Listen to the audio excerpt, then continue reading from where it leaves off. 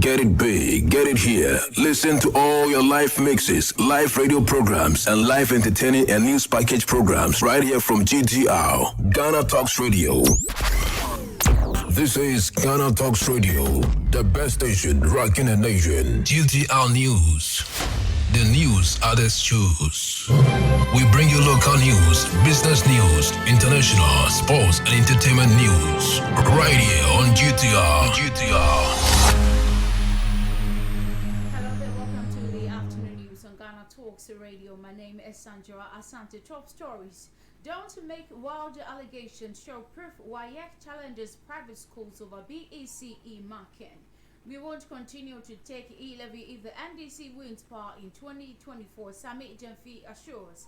And on the international front, former Nigerian President Jonathan survives road crash, 2 policemen dead.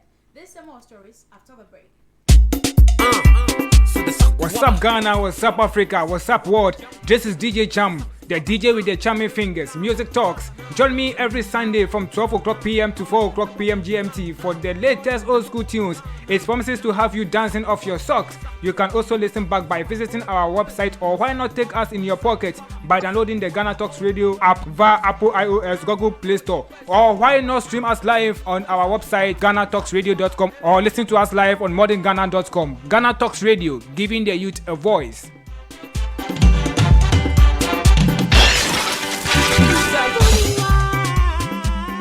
GTR News.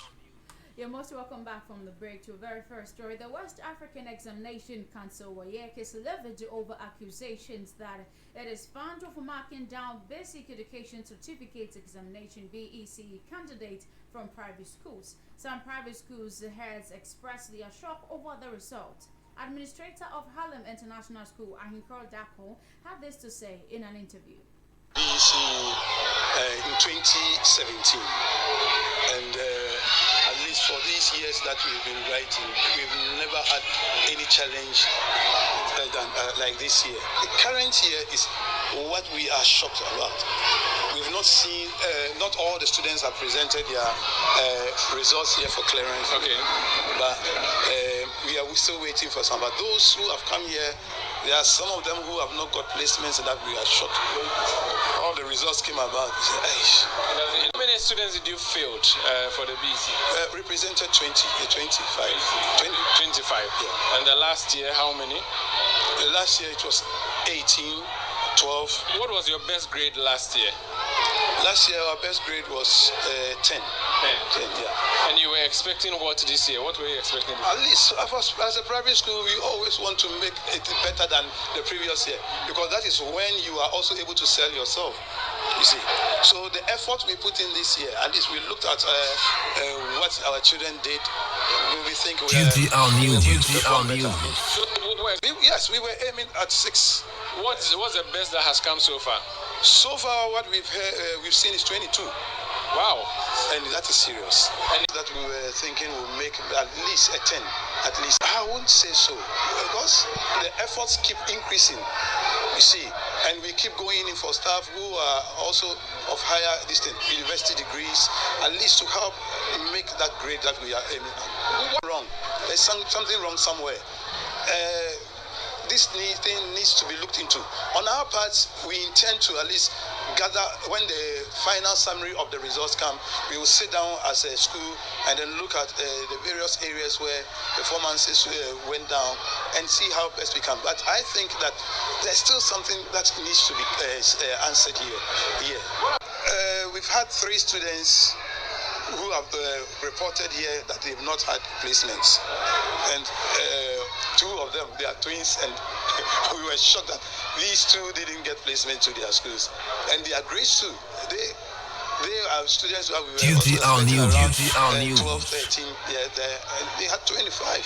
Both of them had 25. Do you think that's really, if you look at the results that came, and what we've heard from colleague private schools, is we are all in shock.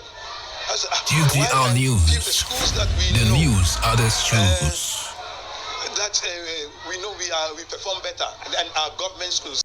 GTR News. The news others choose. On the BECE marking story. It comes on the back of concerns raised by the Ghana National Council of Private Schools following the outcome of the 2021 BECE and its attendant challenges with the computerized school selection and placement system.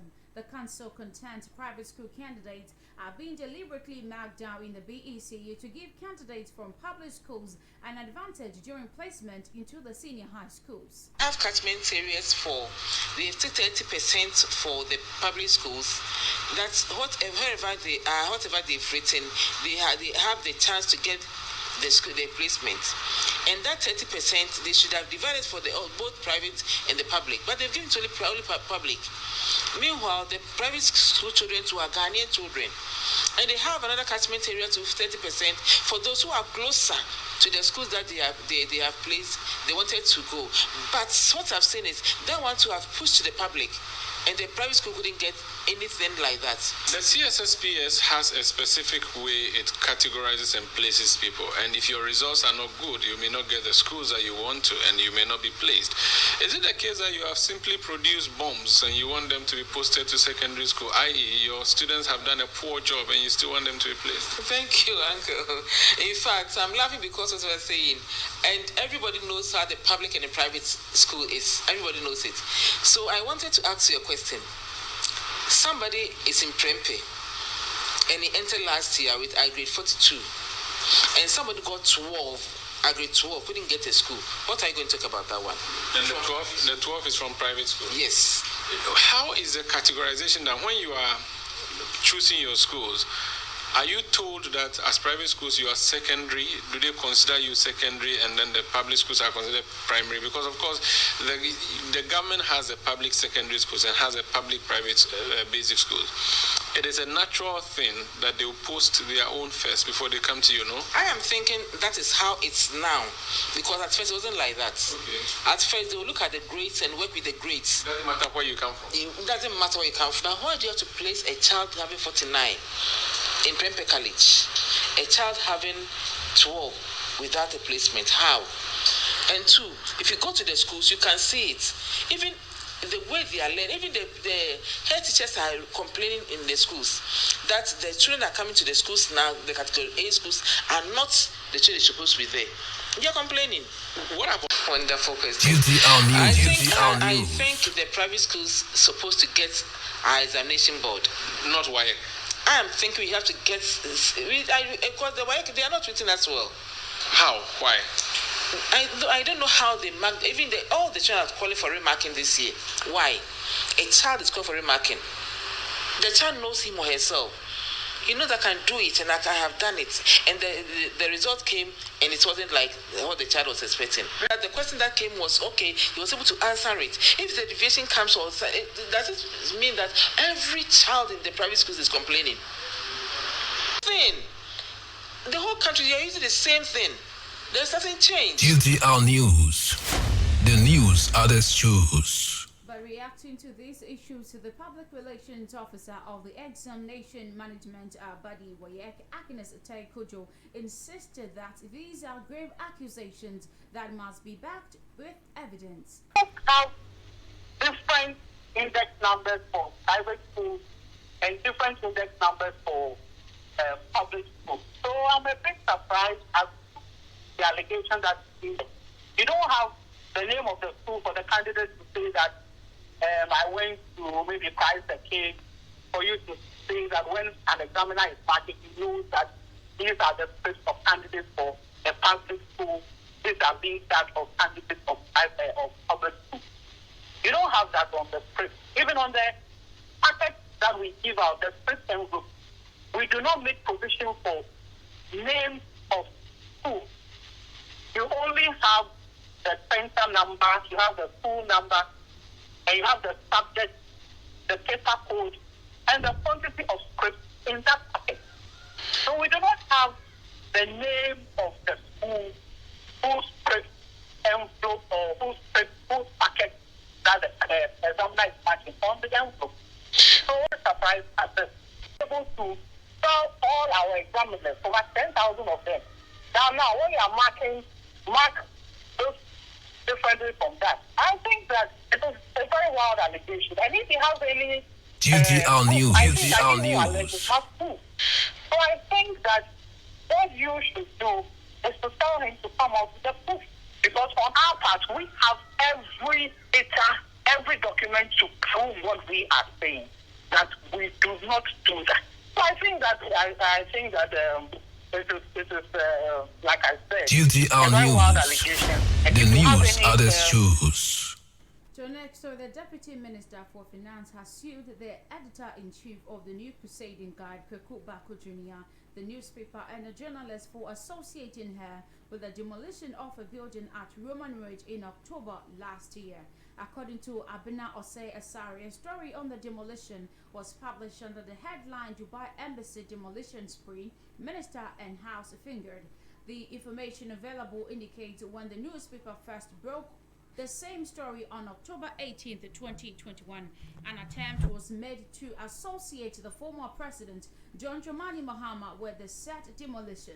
Through allegations, the Ayawaso West Municipal Assembly demolished the property because the land is believed to belong to the former president. The newspaper allegedly published the same story again on 4th of April 2022.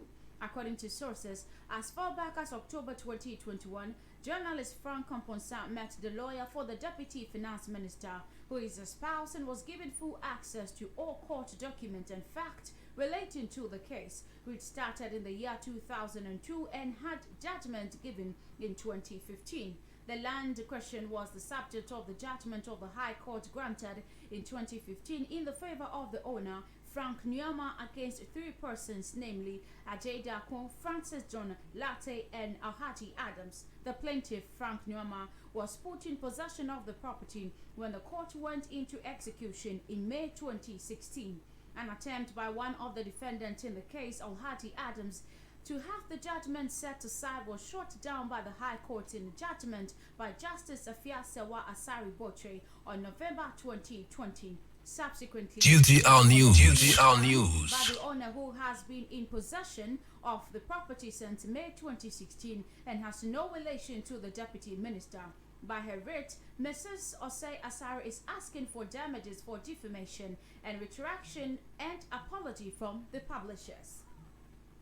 Still on local stories, the Ghana Health Service has signed a memorandum of understanding with the United States Agency for International Development, USAID, in a bid to accelerate social and behavior change. The project, which is about some $29.1 million, will support the Ghana Health Service promotion division achieve its strategic objectives. It will build the capacity of the health promotion division across the country, from the headquarters to the regional level to the chief zones. Addressing the media, Dr. Da Costa Abuaji, the director of the Health Promotion Ghana Service, said the project focuses on 17 districts in the northern part of the country based on health indicators to help residents in these areas achieve healthy behavior. These behaviors, he said, include family planning, maternal and health care, as well as sanitation, among others.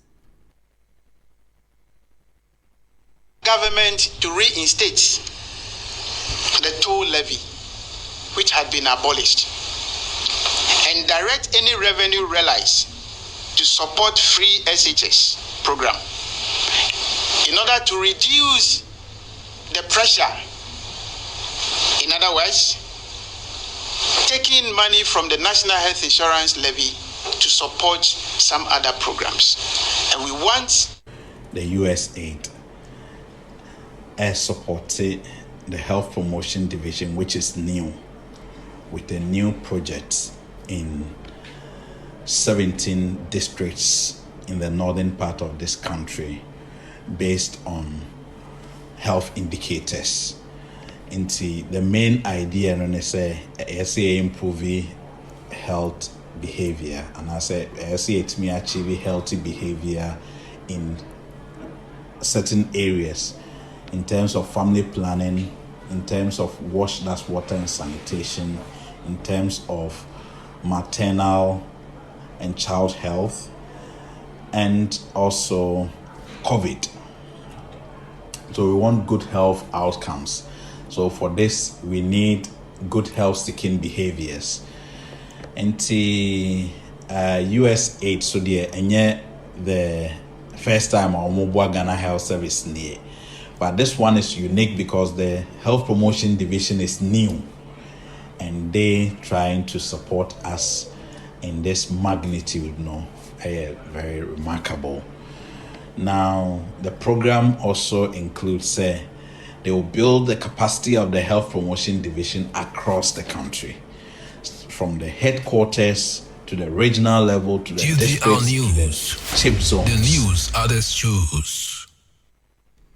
To an extra, the Private Health Facility Association of Ghana has threatened an industrial action due to the government's failure to pay claims for a national health insurance scheme.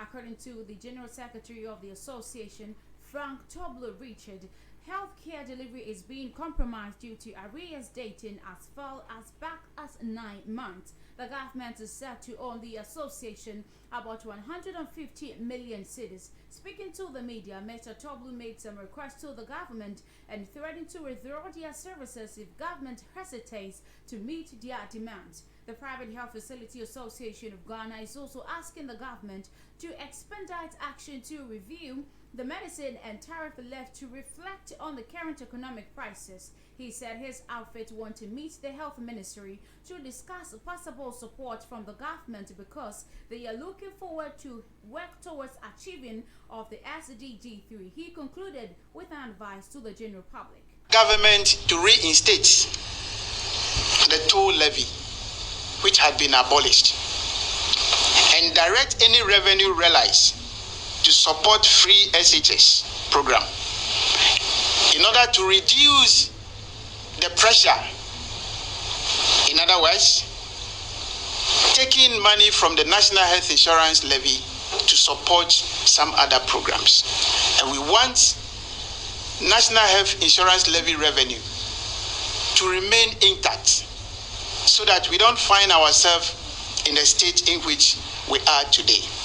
From government to release funds to NHIS for immediate payments of claims to healthcare service providers of all arrears up to the month of December 2021, which also includes outstanding payments owed some health facilities for the period 2017 to 2020. We are looking at the amount charged for the services that are rendered as and when a patient visits our facilities. And these tariffs are not realistic.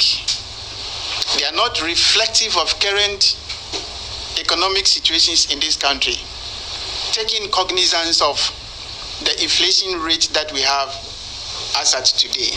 As we speak today, suggests to the fact that the medicine list and the tariff list of the National Health Insurance Authority is way 40 to 60 below the market price of same products that we've been giving to the people as when they come to our facilities. Buy a product, let's say paracetamol, at the price of 4 cedis today. Health Insurance Authority expects you to give it at 2 cedis. Yes. We are also talking about the private health insurance companies in this country. They have become so terrible in terms of claims reimbursement to our members across the country. We therefore advise the general public who subscribe to some of these insurance companies to be extremely careful. Have collapsed with huge sums of claims unpaid, and some of the existing ones are feared collapse because of their erratic nature of claims reimbursement to our providers. The news others choose. To some business stories, the governing New Patriotic Party (NPP) has downplayed suggestions that the party is putting pressure on the Vice President Dr. Mahamudu Bawumia to speak on the state of Ghana's economy. The Vice President, as head of the country's economic management team, will be having today, 7th of April 2022, speak on recent challenges the economy is facing and the controversial E-levy which was passed by Parliament Already, many have called on the Vice President to publicly speak on the high cost of living, among others, considering how ferocious he has been on economic issues in a while. Speaking to the media, the National Youth Organizer of the NPP, Henry Nana Boakye, said the Vice President will use an ongoing TESCOM program to lay the facts bare on the economy. The National Communications Officer of the National Democratic Congress, NDC, Sammy Gyamfi, has reiterated that the party will cancel the E-levy policy if it wins the 2024 general elections. According to him, the tax imposes hardship on citizens. Therefore, the NDC reappeal it if it assumes power of reigns. Speaking in an interview with Sammy Gyamfi, he urged that government decision to impose a 1.5 levy on electronic transaction is unfair. He also reiterated that concerned citizens should not blame the NDC for the passage of the bill into law. According to him, the bill is a tax initiative of the ruling New Patriotic Party, stating that despite the passage of the bill, the NDC will continue to employ all avenues to fight the said passage. The General Secretary of the party has already said so. He's my boss. He's the Chief Executive Officer of the party. He has said so. And I believe that he has the blessing of the leadership of the party. And that is a party position, that we do not subscribe to the E-levy and we will not continue to take E-levy from Ghanaians should power change hands. Okay? Because we need to bring some honesty to the politics we do in this country. If the E-levy is bad now, it cannot be good in 2025, and I believe that the NDC will stand by that position the General Secretary has announced. I'm even looking for a situation where that will be captured expressly. Focusing on international stories now, a 90-year-old demonstrator was shot and killed by security forces during the latest protest against last year's coup, the Central Committee of Sudanese doctors said. Police also stormed a hospital in the capital, Khartoum, and fired tear gas inside the wards on Wednesday. 94 protesters are now known to have died since Sudanese army officers derailed the transition to civilian rule in October. A motorcade of former Nigerian President Goodluck Jonathan was involved in a road crash in the capital, Abuja. The Wednesday evening accident claimed the lives of 2 policemen attached to him. His spokesperson, Ogechukwu Eze, told the BBC that the former president was not personally affected in the accident. Mr. Eze said it was only the vehicle carrying the policemen that skipped off the road when the driver lost control. It occurred when Mr. Jonathan, who is a special envoy of the regional bloc ECOWAS, was leading the Nnamdi Azikiwe International Airport to his residence in the city. Mr. Jonathan has expressed deep sadness over the death of the 2 police officers, the spokesperson said in a statement. The 2 other policemen sustained injuries in the crash and were taken to the hospital for medical attention. We are in Burkina Faso, and Burkina Faso's ousted president, Rod Kabore, has been allowed to return to his home in the capital, Ouagadougou, the military government said in a statement. Mr. Kabore was under house arrest in a ministerial villa in the capital since January when he was ousted in a coup led by Lieutenant Colonel Paul Henry Damiba, who is now the head of state. His party confirmed that he has been freed without giving further details. Kenyan standards regulator is reportedly investigating the safety of popular chocolate Kinder Joy that has been recalled somewhere in Europe over health concerns. The Kenya Bureau of Standards told the Business Daily newspaper that samples of the product in the Kenyan market will be tested. The Food Standards Agency in the UK recalled products by Italian chocolate maker Ferrero, the producer of the Kinder Joy, this week over a link to 63 cases of salmonella, mostly in young children. Ferrero said that none of its Kinder product released for sale has tested positive for salmonella. Salmonella is a type of bacteria that can cause symptoms including diarrhea, fever, and stomach cramps in humans. More cases have reportedly been recorded in Europe, including Iceland, France, Germany, Sweden, and Netherlands. To some entertainment story, the Kidd Creole, the founder member of the U.S. rap group Grandmasters Flash and the Furious Five, has been found guilty of manslaughter over the fatal stabbing of a homeless man on a New York street. John Jolly was stabbed twice in the chest with a stick knife in 2017. Prosecutors accused the rapper, whose real name is Nathaniel Clover, of stabbing Mr. Jolly, 55, after becoming enraged because he thought he was hitting on him. He had been facing a murder charge. A Mahatman jury found him guilty on Wednesday, and he is scheduled to be sentenced next month. Mr. Glover's attorney said that he acted out of self-defense. Thank you so much for tuning in to the afternoon news on Ghana Talks Radio. You can log on to our website at www.ghanatalksradio.com for more news update. My name is Sandra Asante. Stay tuned for the sported bit. Enjoy your afternoon. GTR News. The news others choose.